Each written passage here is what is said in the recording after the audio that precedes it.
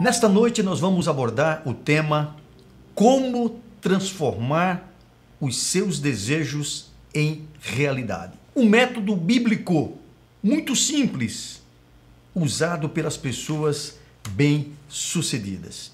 E nós nos baseamos em 2 versículos bíblicos. Mateus, capítulo 21, versículo 22, que nos diz: "E tudo que pedirdes em oração, crendo, recebereis." Observe que o texto inicia dizendo tudo, não são algumas coisas. Diz: "E tudo o que pedirdes em oração, crendo, recebereis." E o outro texto que ele vai falar sobre o pedir e dar-se-vos-á. O texto diz, Mateus capítulo 7, versículos 7 e 8. "Pedi e dar-se-vos-á, buscai e encontrareis, batei e abri-se-vos-á, porque aquele que pede recebe, e o que busca encontra, e ao que bate abre-se-lhe-á." Se a palavra de Deus, ela é tão clara e diz: "E tudo o que pedirdes em oração, crendo recebereis", e diz: "Pedi e dar-se-vos-á", por que muitas vezes oramos e não recebemos? E por que muitas vezes pedimos e não temos respostas? E às vezes isso causa uma inquietação. Tiago, ele diz: "Pedis e não recebeis, porque pedis mal." E na madrugada de segunda para terça-feira, e eu costumo sempre na segunda-feira já postar o título, o tema da próxima live. E eu vou orar, e eu acordei madrugada e fui pedir a Deus que me desse uma palavra. Veio algumas coisas que eu já havia pensado em falar, mas de repente Deus falou comigo muito profundamente. E o que eu vou falar para vocês veio numa clareza tão grande que eu me surpreendi. E eu peguei caneta e papel, eu levantei e eu anotei para que eu não perdesse aquilo que Deus estava falando comigo. E Deus me mostrou isso como um método. Sim, um método que pode ser usado por você. E é um método bíblico. E Deus me mostrou que pessoas na Bíblia que usaram este método, eles alcançavam ou alcançaram aquilo que eles desejavam. E esse método é muito simples. Entre o pedido que você faz e a resposta de Deus, há um caminho a ser percorrido. Então, há um caminho entre o pedir e o receber. Então, eu peço, eu recebo. Então, para que isso aconteça, é necessário você utilizar esses 4 passos ou trilhar por esses 4 estágios que eu vou falar para você. O primeiro estágio é o estágio do desejo. Você precisa desejar aquilo que você quer. Às vezes dizemos: "Mas Deus sabe o que eu quero." Mas Ele quer que você diga o que você quer. Foi assim com Bartimeu. Jesus perguntou: "O que queres que te faça?" E você vai encontrar essa expressão na Bíblia sempre. Jesus chegou para aquele homem que estava em cima de um leito durante 38 anos, ali junto ao tanque de Betesda, e ele perguntou: "Queres ficação?" Então, ele quer ouvir de você qual é o seu desejo. O segundo estágio é o estágio da intenção. Eu quero muito isto, mas eu preciso fazer algo por isto. E antes eu preciso pensar no que eu devo fazer. Então vou precisar fazer algo para chegar, porque simplesmente eu vou cruzar meus braços e esperar que venha e caia do céu. Não, eu quero e eu fui lá orar, não é apenas isto. Você precisa fazer algo. E aí vem o estágio da intenção. O terceiro estágio é o estágio da ação. Você precisa agir, você precisa fazer a sua parte. Então Deus, ele realiza milagres, Deus ele atende os nossos pedidos, mas ele espera atitudes nossas. E o quarto estágio é a fé. Eu preciso crer nisto. Então observe, primeiro estágio o desejo, o segundo a intenção, o terceiro a ação, o quarto, a fé. Vamos ver cada um desses estágios individualmente. No estágio do desejo, eu decido o que eu quero. Algumas pessoas elas nem conseguem trilhar nesse primeiro degrau, porque elas acham que não merecem, ou porque acham que não é para elas isto, ou porque simplesmente já nem acredita que Deus vai ouvi-la. Mas você precisa desejar. E Salmo 37, versículos 4 e 5, mostra que Deus realiza o desejo do nosso coração. Está escrito, deleita-te no Senhor, e Ele concederá o que deseja o teu coração. Entrega o teu caminho ao Senhor, confia nele e Ele tudo fará. Então está escrito, deleita-te, folgue, descanse no Senhor, porque Ele realiza o desejo do seu coração. Então você precisa decidir o que você quer. E não ter medo. Chegar para Deus e dizer, Senhor, eu quero isto. No segundo estágio, que é o estágio da intenção, eu preciso pensar no que é necessário se fazer. E você vai entender isso quando eu trouxer os exemplos bíblicos. Ou seja, aquilo que temos que fazer, Deus não fará por nós. Quando Jesus foi lá no túmulo onde Lázaro estava sepultado, ele pediu para que fosse tirada a pedra. Ora, se Jesus teve o poder de dizer para um morto que estava 4 dias já, entrando já no estado de decomposição, aquele corpo, e fazer aquele corpo voltar à vida, não seria fácil ele chegar e dizer para a pedra que estava lá na porta do túmulo e dizer, sai pedra? Sim, mas ele não fez.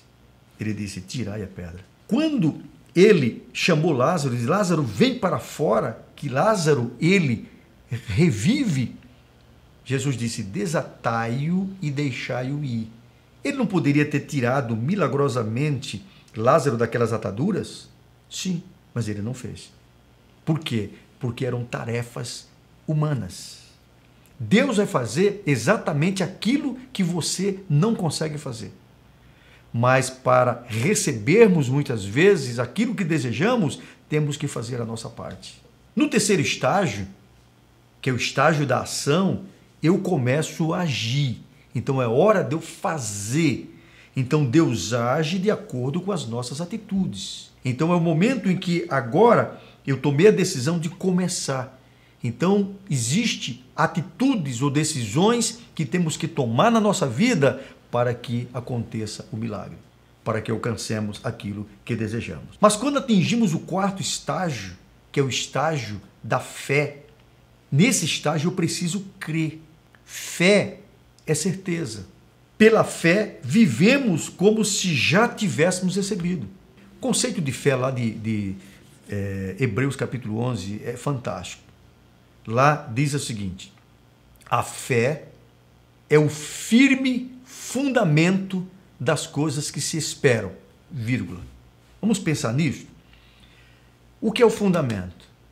É a base, é o alicerce. Ou seja, a fé é o alicerce daquilo que você espera, ou seja, daquilo que você deseja. Então, para que você tenha o alicerce e tenha a base, você tem que desejar. Aí vem a pergunta, mais uma vez, o que você quer? Qual é o seu desejo? Não tenha medo. Essa é a base, mas não é tudo. E aí, depois da vírgula, a fé é a certeza, é a convicção daquilo que você ainda não viu. Aí você passa agora a se comportar como se já tivesse recebido. Isso é fé. Mas eu falei que este é um método bíblico e que foi aplicado por pessoas. E vamos ver os exemplos bíblicos, os estágios do desejo, da intenção, da ação e da fé. Ezequias, primeiro exemplo. Ezequias, ele estava doente, o rei Ezequias. E ele recebe a visita do profeta Isaías. O profeta chega até ele e diz o Senhor, põe a tua casa em ordem, porque certamente morrerás e não viverás. Você imaginou? Ele está no leito, ele está doente, certo? Ele recebe a visita do profeta e o profeta diz para ele, olha, o Senhor me mandou aqui te dizer que você vai morrer. Pronto, acabou. Mas Ezequias não aceitou. Ele virou-se para o canto da parede, ele orou a Deus. Ele inclusive falou ao Senhor tudo que ele tinha feito na sua vida, enfim. E o profeta, antes de sair do palácio, ainda estava no palácio, no alpendre, quando Deus fala com ele novamente e diz: volta, profeta, e diz para o meu servo que eu ouvi a oração dele e ele vai viver mais 15 anos. Pastor, mas como ele usou os passos? Vamos observar.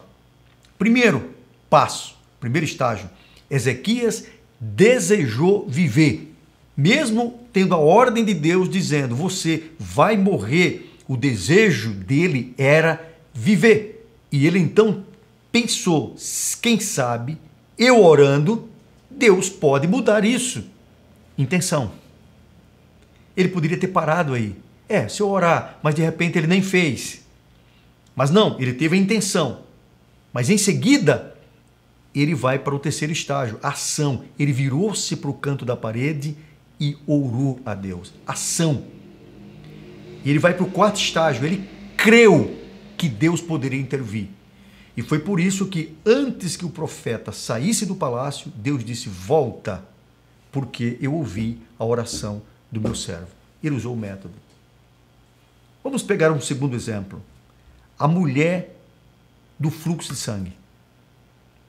Aquela mulher, observe bem, o primeiro estágio, ela viveu o desejo de ser curada.